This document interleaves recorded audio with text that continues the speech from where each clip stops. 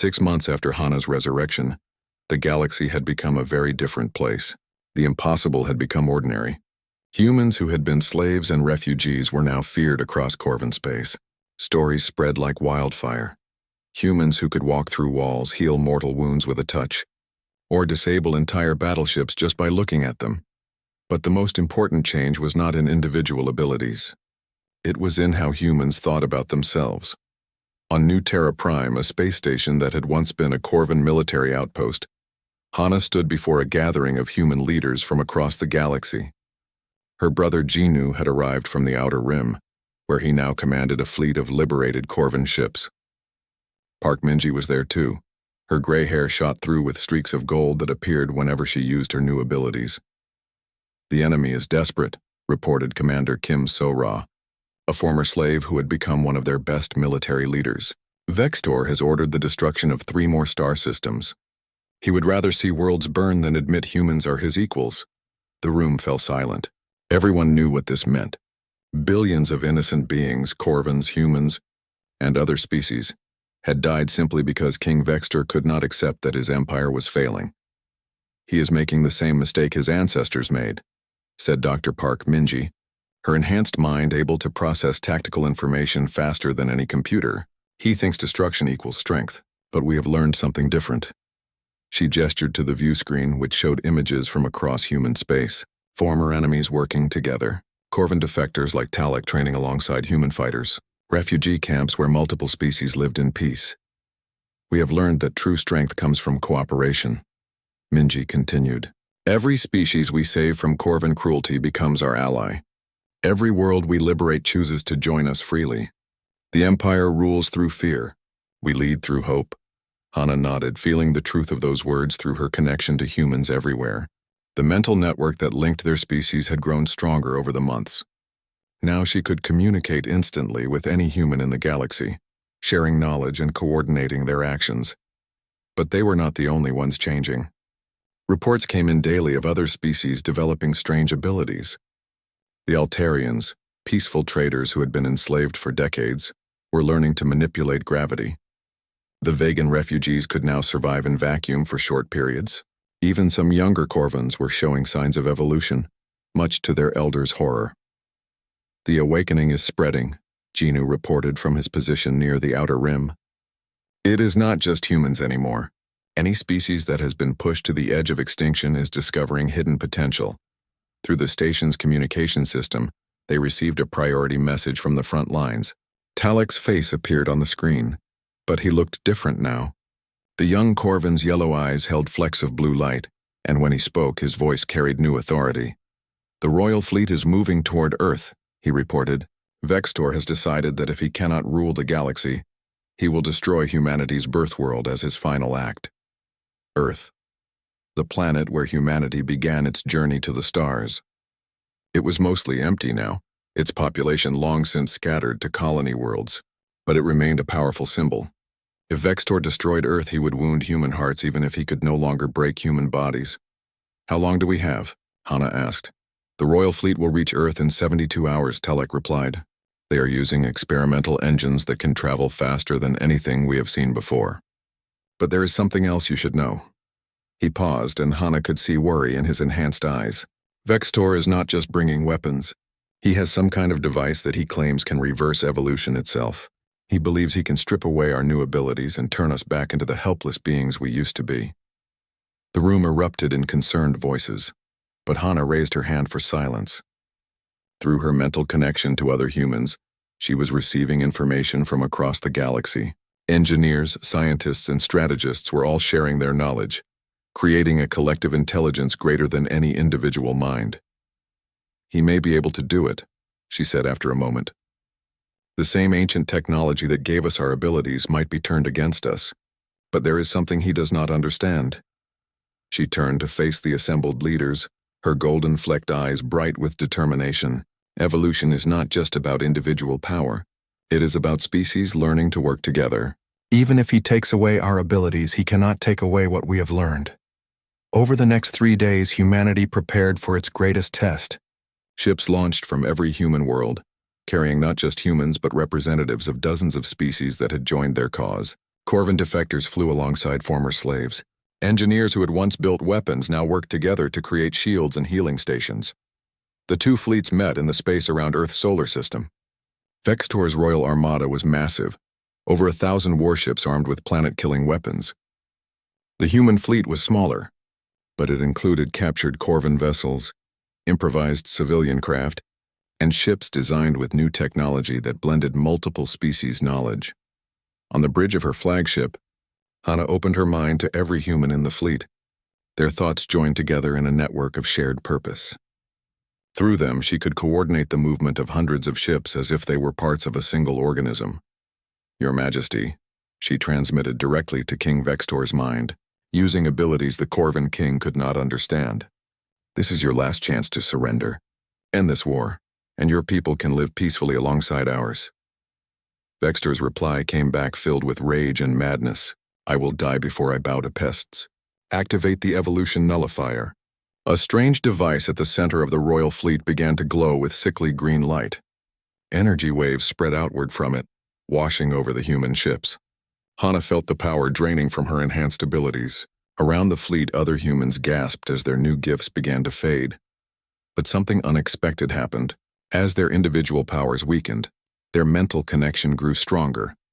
Every human mind in the fleet linked together, creating a collective consciousness that was greater than the sum of its parts.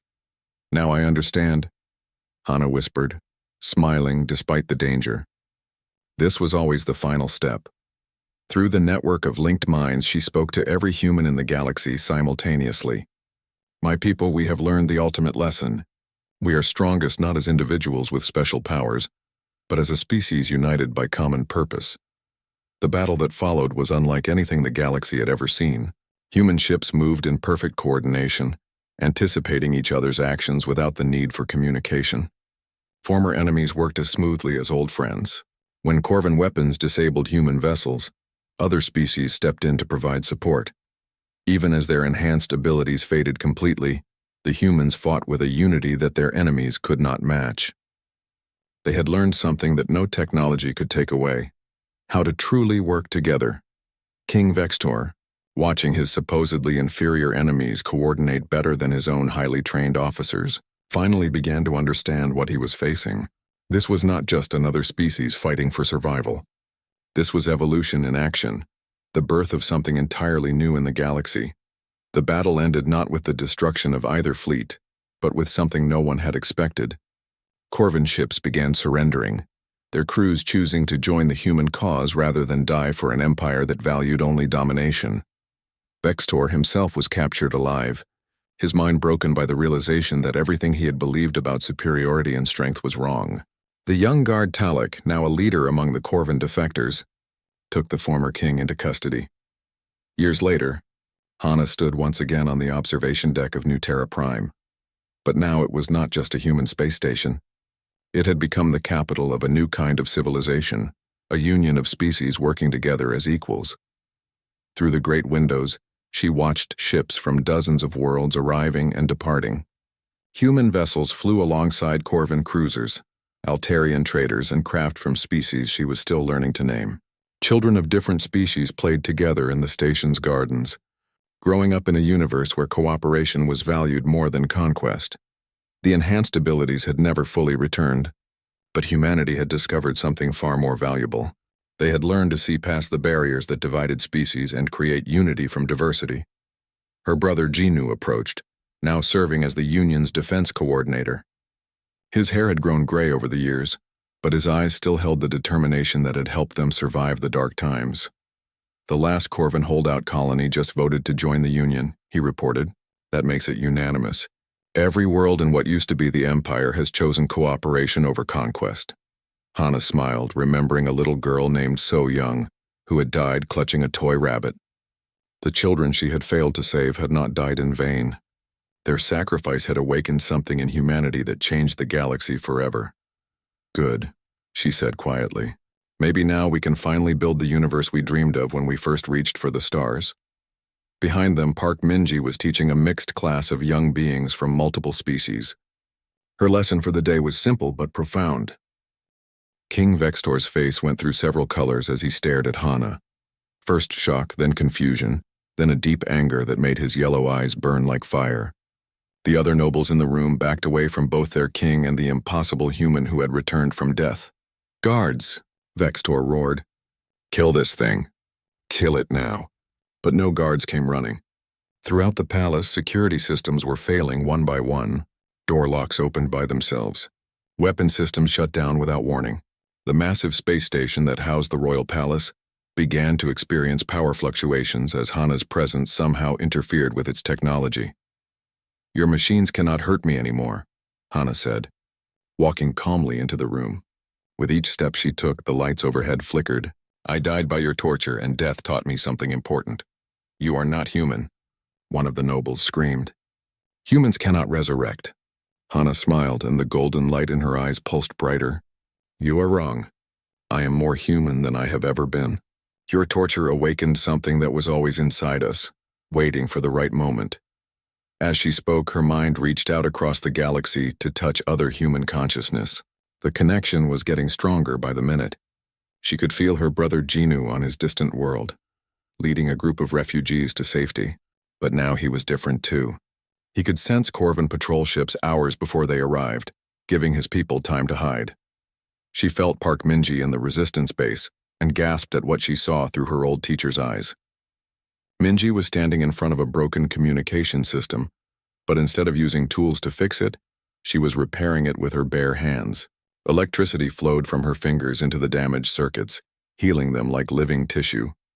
All across human space, the awakening was spreading. In slave camps, prisoners found they could open electronic locks just by touching them. On hidden colonies, farmers discovered they could make crops grow faster by placing their hands on the soil. In resistance bases, fighters learned they could disable Corvin weapons simply by looking at them. "What have you done?" King Vextor demanded, drawing a ceremonial sword from his belt. "I have not done anything," Hana replied. "You did this. Your torture, your cruelty, your attempt to break human spirit, it backfired. You pushed us so far that we had no choice but to evolve."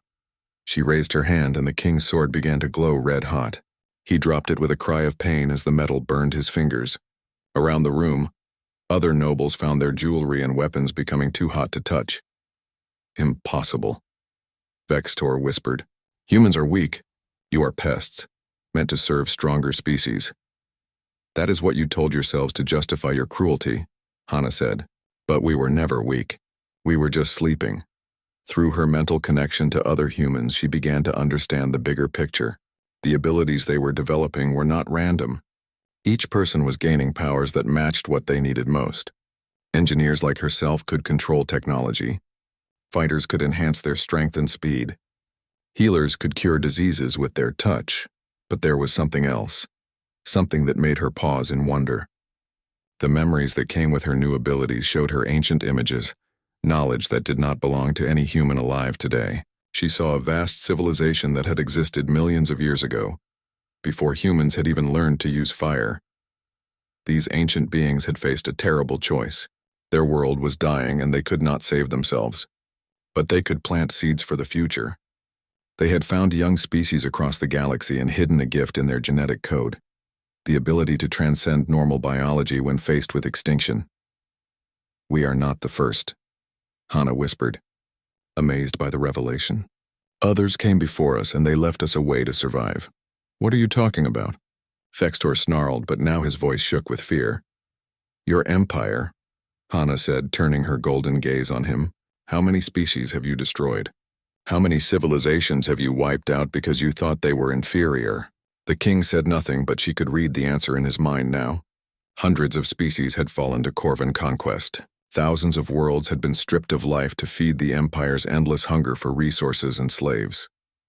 "You have been doing this for so long that you forgot something important," Hana continued. "Life finds a way to survive. Evolution never stops, and sometimes when a species is pushed to the very edge of extinction, it discovers abilities it never knew it had." Behind her, young Talek entered the chamber. He had followed her through the palace, leaving his commander behind. Now he stared in wonder at the scene before him, a human who had returned from death standing unafraid before the most powerful being in the galaxy. "She is telling the truth," Talek said quietly. "I have seen the reports from across the Empire. Humans are changing everywhere. They are escaping from slave camps, disabling our ships, healing injuries that should be fatal. Traitor. Vextor spun toward the young guard. You dare defend this pest? But when the king tried to strike Talek with his fist, Hana stepped between them. She caught Vextor's arm easily, her human strength now enhanced beyond normal limits. The king strained against her grip but could not break free. Violence will not save your empire, she said calmly. We are not your enemies by choice. We only wanted to live in peace. But you made us into something else. Through her connection to other humans, she felt a surge of joy and hope. On a mining world in the Outer Rim, human slaves had just broken free from their chains. Their Corvin overseers' weapons had mysteriously stopped working, and the prisoners walked away into the night, following a young woman whose eyes glowed with golden light. In another star system, a human resistance cell had just captured a Corvin warship, not through force, but because one of their engineers had convinced the ship's computer systems to shut down. The Corvin crew was alive but helpless, watching in amazement as humans took control of technology that should have been beyond their understanding. This is just the beginning, Hana told the terrified nobles. Every day more of my people will awaken to their true potential. Your weapons cannot stop us anymore. Your prisons cannot hold us. Your empire was built on the belief that some species are superior to others, but evolution does not care about your beliefs. King Vextor finally tore free from her grip and stumbled backward. His face was twisted with rage and fear. Even if what you say is true, you are still outnumbered. The Empire has trillions of soldiers. Numbers do not matter when the rules of the game have changed, Hana replied. She gestured toward the room's view screen, which showed the space around the royal palace. Look outside, Your Majesty. The screen flickered to life, showing dozens of Corvin warships in orbit around the palace station. But something was wrong with them. Their engines were dark, their weapons powered down. On several ships, the lights were blinking in patterns that made no sense. My people are aboard those ships, Hana explained. Some are prisoners who just broke free from their cells. Others are engineers who convinced your computer systems to open the airlocks for them. Right now, they are taking control of your fleet one ship at a time. It was true. Across the orbital formation, human prisoners were emerging from holding cells that had mysteriously unlocked. They moved through the ships like they belonged there. And somehow the Corvin technology responded to their touch as if they were authorized users. On one battleship, a human woman named Li Minjung stood on the bridge, her hands pressed against the main computer console. She had been a programmer before the Corvins enslaved her 3 years ago. Now with her new abilities, she could speak to the ship's artificial intelligence directly, convincing it that she was its rightful captain. This is impossible, one of the nobles whispered. Our security systems are unbreakable. Your security was designed to keep out normal humans, Hana said. We are not normal anymore. She turned to Talek, who was still watching everything with wide eyes. You have a choice to make, young one. You can continue serving an empire built on cruelty, or you can help us build something better. What do you mean? He asked. Not all Corvins are evil, Hana said, reading the goodness in his heart. Some of you are just following orders, afraid to think for yourselves. But the universe is changing. Species that were enemies can become allies. Those who adapt will thrive. Those who refuse to change will be left behind. King Vextor raised his head, his eyes burning with fury. I will never surrender to pests. The Empire will fight until every human is dead. Hana looked at him with something that might have been pity. Then your empire will fall and something better will take its place. She turned and began walking toward the chamber's exit. Behind her, the view screen showed more Corvin ships going dark as humans took control of them. The age of the Corvin Empire's absolute power was ending, and a new chapter in galactic history was about to begin. The golden light started small, just a faint glow under Hana's skin. At first, the Corvin guards thought it was a reflection from the throne room's bright lights. But the glow grew stronger, spreading through her entire body like liquid fire flowing in her veins. One guard noticed first. He was a young Corvin named Talek, barely old enough to serve in the royal palace. During the torture, he had felt sick watching the human suffer. Now he stared in amazement as light poured out of her dead body. Commander, he whispered to his superior, look at the human. The commander turned and froze. In all his years serving the Empire, he had never seen anything like this. The human's broken bones were moving back into place by themselves. Burns on her skin faded away like they had never existed. The machines still said she was dead, but her body was healing itself. King Vextor was in his private chambers, celebrating the successful execution with his nobles. None of them knew what was happening in the throne room. The live broadcast had ended, but security cameras were still recording everything. The golden light grew brighter. Hana's chest began to rise and fall, but so slowly that the guards had to look carefully to see it. Her heart, which had been silent for 23 minutes, gave a weak beat. Then another. The medical machines began to beep with confusion. Talek stepped closer, ignoring his commander's orders to stay back. Something about this human had touched his heart during her torture. She had shown such courage, such strength. Even facing death, she had not betrayed her people. Now she was somehow returning from death itself. "Is she breathing?" the commander asked, his voice shaking. Before Talek could answer, Hana's eyes opened. They were not the same eyes that had closed in death 23 minutes ago. The brown color was still there, but now it was mixed with flecks of gold that seemed to swirl and move. When she looked at the guards, they felt like she could see into their souls. Hana sat up slowly on the torture table. The metal restraints that had held her down during the execution fell away, their locks somehow opening by themselves. She looked at her hands, turning them over as if seeing them for the first time. The skin was perfect, with no sign of the terrible injuries she had suffered. "Impossible," the commander breathed. "Humans cannot come back from death." But Hana was not just alive. She was changed. When she stood up from the table, she moved with a grace she had never had before. The air around her seemed to shimmer with energy, and in her mind she could suddenly hear voices. The voices belonged to other humans scattered across the galaxy. Her brother Jinu, leading refugees on a world 300 light-years away. Her old teacher Park Minji, organizing resistance fighters on a hidden base. Thousands of other humans all suddenly connected to her through some invisible bond. "What is happening to me?" Hana whispered, but even her voice had changed. It carried a power that made the Corvin guards step backward in fear. She could feel their emotions now, see the bioelectric fields that surrounded every living being. The commander was afraid and confused. Young Talek was amazed and hopeful. She looked at him more closely and saw something unexpected in his yellow eyes. He did not want to hurt her. "You died," Talek said quietly.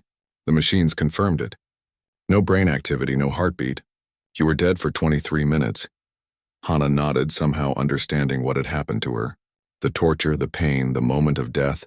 It had awakened something that had been sleeping in her genes for millions of years. Something her species had inherited from an ancient time when they needed to evolve or die. "I remember dying," she said, her golden-flecked eyes meeting his. "I remember everything going dark. But then I heard them calling to me." "Who?" the commander demanded, raising his weapon. "My people," Hana said simply. "Every human in the galaxy. They were praying for me, crying for me, swearing to avenge me. Their voices pulled me back from death." She took a step forward, and the commander's weapon suddenly stopped working. The energy cell drained completely in seconds, leaving him with useless metal in his hands. Hana had not even touched it. "How did you do that?" he stammered.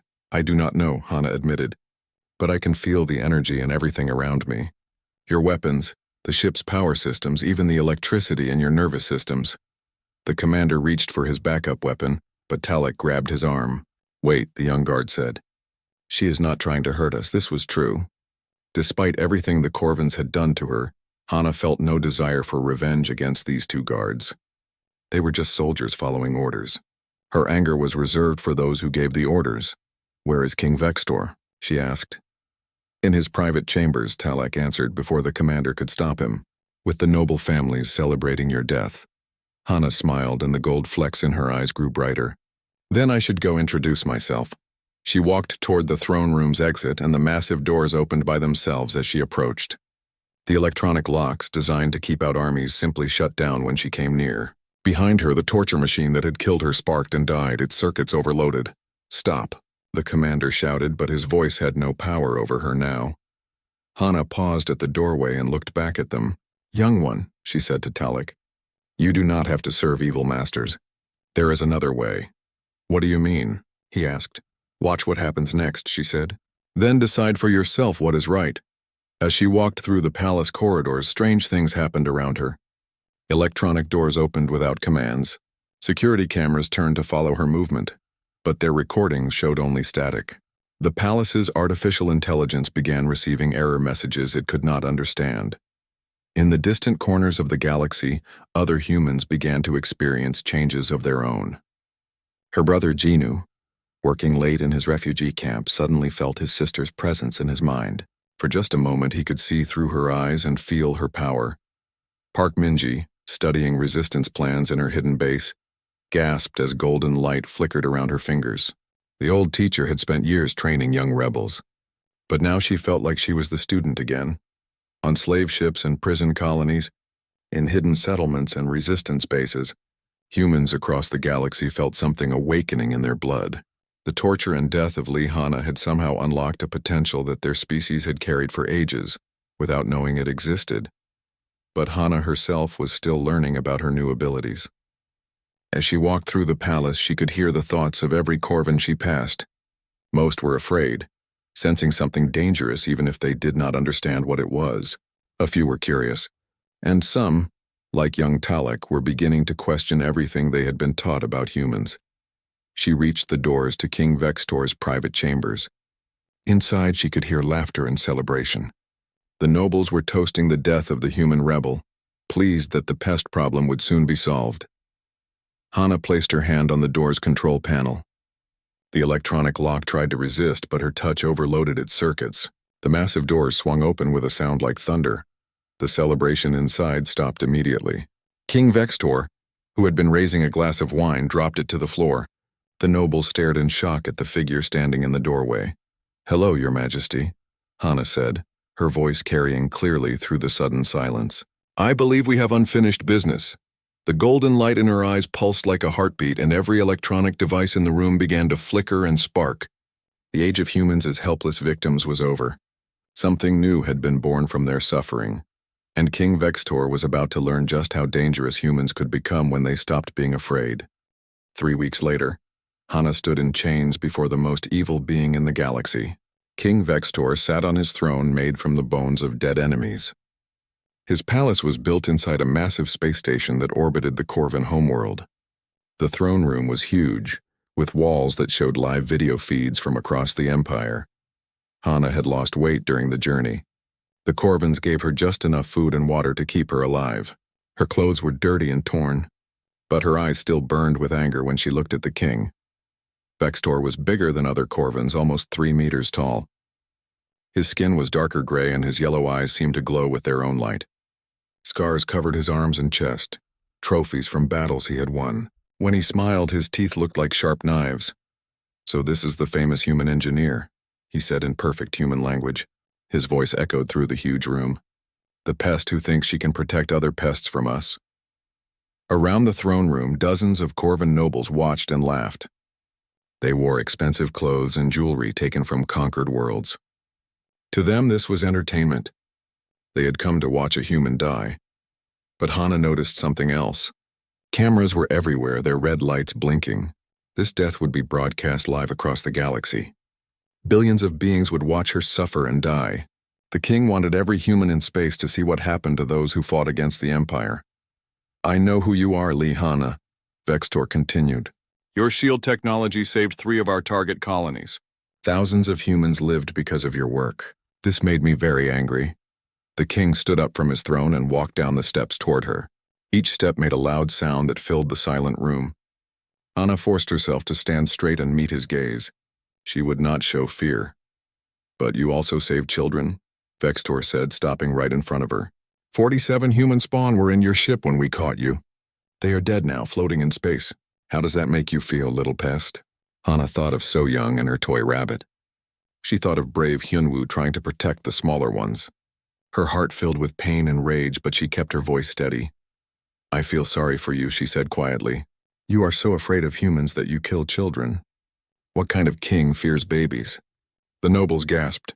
No one spoke to King Vextor like that. The king's yellow eyes began to glow brighter. His hands formed into fists. "Afraid?" he roared. "I am not afraid of pests. I will show the galaxy what happens to humans who dare resist us." He gestured to his servants, who brought forward a strange machine. It looked like a medical bed, but with metal arms and wires attached. Hanna had heard stories about Corvan torture devices. This one was designed to keep prisoners alive while causing maximum pain. This is the Eternal Agony Protocol, Vextor explained to the cameras. It will keep you conscious and healthy while I break every bone in your body.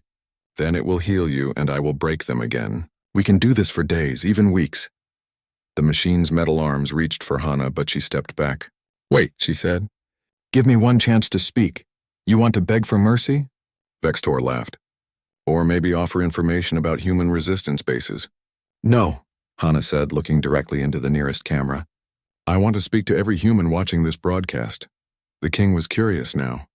He waved his hand and the metal arm stopped moving. Very well, Pest. Say your final words. Hana took a deep breath. She knew that millions of humans across the galaxy were watching. In hidden colonies and slave camps, on mining stations and prison ships, her people were seeing this moment. What she said now might be the last message many of them ever heard from free humanity. My name is Lee Hana, she began, her voice carrying across space to every human settlement. I am 23 years old. I was born on New Sol Colony before the Corvins destroyed it. I became an engineer to protect our people. I became a smuggler to save our children. The king watched with amusement, but Hana continued. They caught me trying to save 47 children. The Corvins killed those children, threw them into space like garbage. Now they will torture me to death to scare you. They want you to give up hope. Her voice grew stronger. But I am not afraid. Do you know why? Because we are human. We have survived ice ages and plagues, wars and disasters.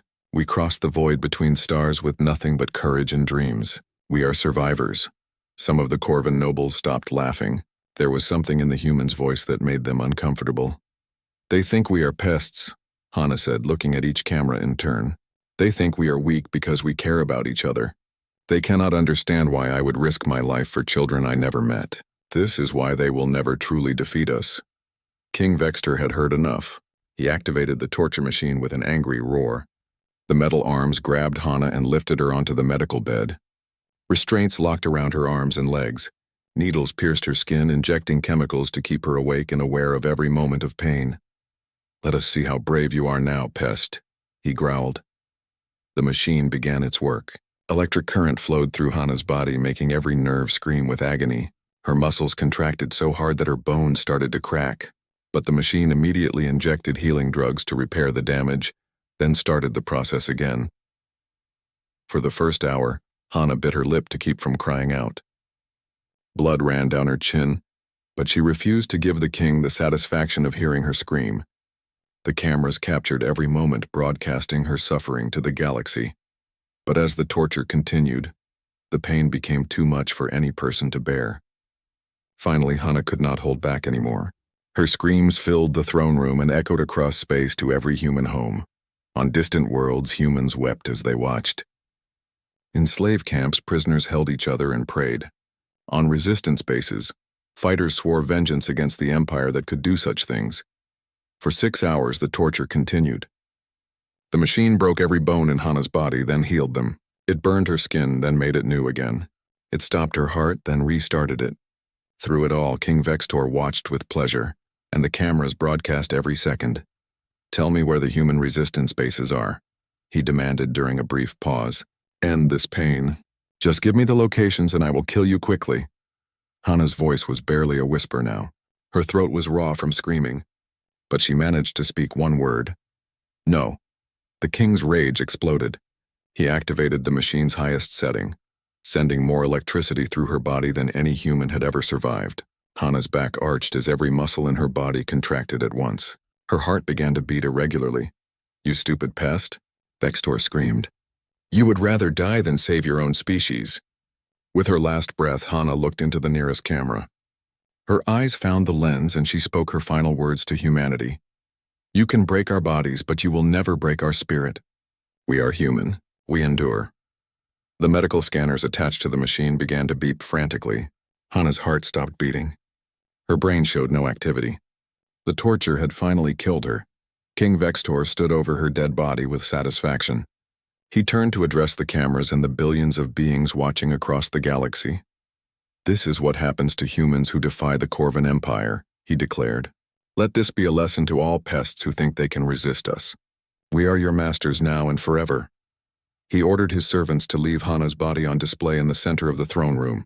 Let every visitor to the palace see what happened to human rebels. The broadcast ended, and the nobles began to leave, satisfied with the entertainment. But 23 minutes after the medical scanners confirmed her death, something impossible began to happen. Hana's body, lying broken and still on the torture machine, began to glow with a strange golden light. Hana wiped the sweat from her forehead as she finished checking the cargo hold one last time. The old transport ship creaked around her, its metal walls humming with the sound of engines working harder than they should. She counted 47 small faces looking up at her with wide, scared eyes. Children. All human children who had lost their families when the Corvan Empire destroyed their home colonies. "Are we almost there?" asked a little girl named So Young. She could not be more than 6 years old. Her parents had died 3 months ago when Corvan ships bombed their farming world. Now she clutched a small toy rabbit, the only thing she had left from home. "Almost," Hana said with a gentle smile. "Just a few more hours and you will be safe on New Haven Colony. There are nice families there waiting to take care of you." Hana had been doing this dangerous work for 2 years now. She was only 23, but she felt much older. Every month she would sneak into Corvan-controlled space and rescue human refugees. Sometimes she saved whole families. Sometimes she only found children hiding in destroyed cities. The Corvan Empire saw humans as pests no better than rats. They killed humans for fun and sold survivors as slaves. But there were still free human colonies in the far reaches of space. Places where humans could live without fear. Hana made sure these children reached those safe worlds. It was illegal work. If the Corvans caught her, they would kill her slowly and broadcast her death to scare other humans. The ship's alarm suddenly screamed through the corridors. Red lights flashed everywhere. Hana's blood turned to ice. She ran to the bridge where her co-pilot Kim Dae-ho was staring at the scanner screen with terror on his face.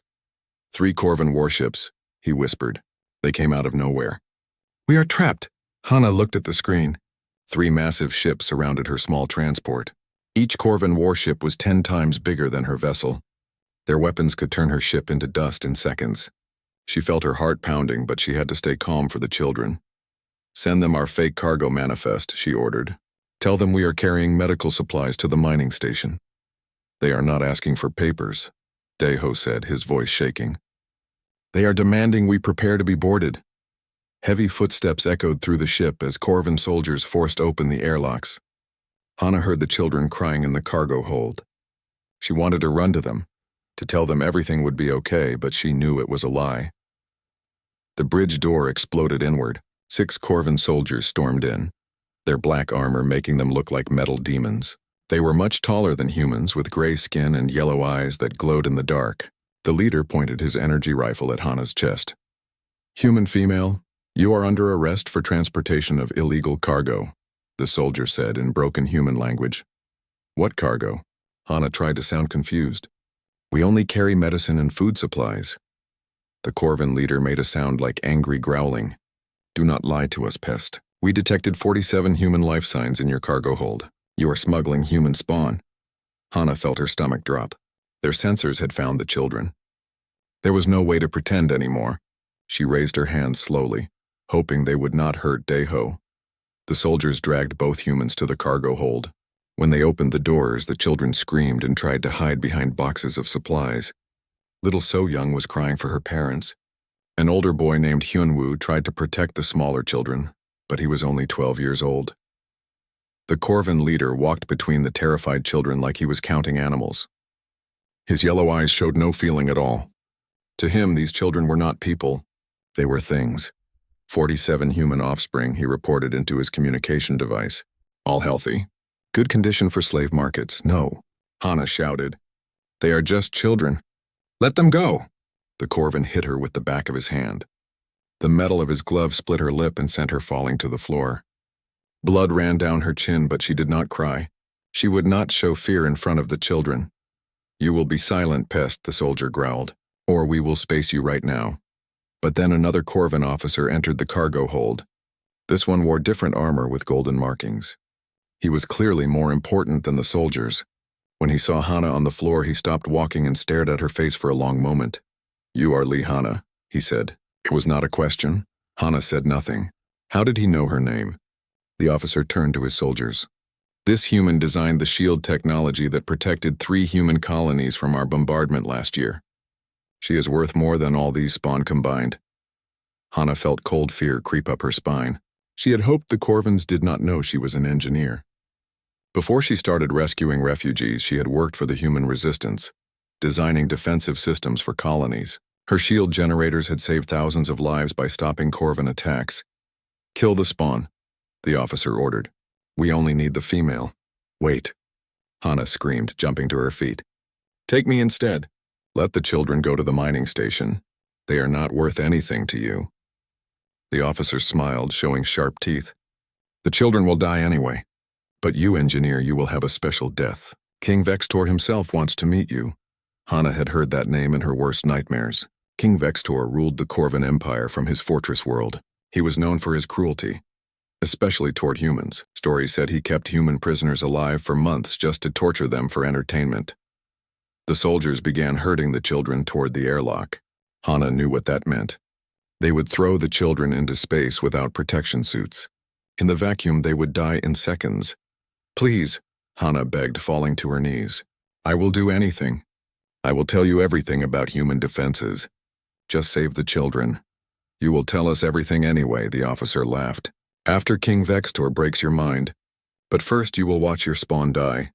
Little So Young ran to Hana and grabbed her arm. "Don't let them hurt us," she whispered. "Please, Hana, you promised we would be safe."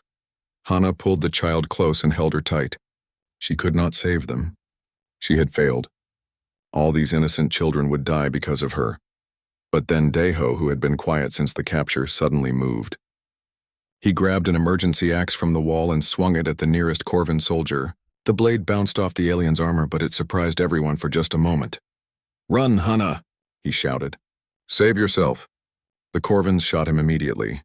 Energy beams burned through his chest and he fell to the floor, dead. Hana screamed his name, but it was too late. Her friend had died trying to save her. The officer kicked Deho's body. "Stupid pest. Now his death means nothing." They forced Hana to watch as they pushed the children into the airlock. She heard their cries through the metal walls, then silence. 47 innocent lives gone in seconds. Little So Young with her toy rabbit. Yenwu, who tried to be brave. All of them floating dead in the cold space. The Corvins put heavy chains on Hana's arms and legs. They dragged her to their warship and threw her into a small dark cell. As the ship jumped to hyperspace, carrying her toward King Vextor and certain death, Hana made herself a promise. Somehow she would make them pay for what they had done today.